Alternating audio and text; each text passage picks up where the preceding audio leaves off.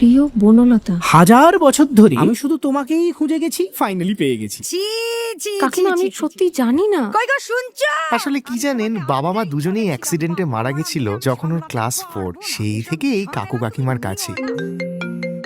Hello, I am sorry Banalata, তোর বাড়িতে ওই চিঠিটা আমি পাঠিয়েছিলাম। চিঠিটা দেওয়ার প্ল্যানটা করার সময় ভেবেছিলাম মজা হবে, বাবা মায়ের কাছে হালকা কেস খাবি, কিন্তু আমি জানতাম না। কি চাস তুই? তোকে ক্ষমা করে দি। আমি জানি তুই বিশ্বাস করবি না, তোর ওই জলে ভিজে যাওয়া চোখ দুটো আমাকে গোটা রাস্তা হন্ট করেছে। আসলে ভালোবাসি এই রিয়েলাইজেশনটা না একার, কিন্তু ভালোবাসি বলতে পারাটা একার নয়, তার জন্য এক পৃথিবী সাহস লাগে। এই শেষ কথাগুলো বনলতার মন থুড়ি চোখ ছুঁয়ে গেল। কত প্ল্যান ছিল, ভেবেছিলাম একটা সুন্দর শাড়ি পরবো, কাজল পরবো, লিপস্টিক লাগাবো, সেজে গুজে যাব, সব মাটি। তোর ভালোবাসা নিয়ে আমি কি করব? সাজবি? এই যে আমার কথা শুনে তোর চোখটা একটু হাসলো, সেটা কি কাজলের চেয়ে কম নাকি? এই যে তোর ঠোঁটটা একটু লজ্জা পাচ্ছে, সেই লালটা কোনো লিপস্টিকে নেই কিন্তু। চল টাটা। যা, চলে যাবি? কিছু বলবি না? বলবো তো মা সরস্বতীকে। কি বলবি? ভালোবাসার হাতে খড়িটা জানো ভালো করে।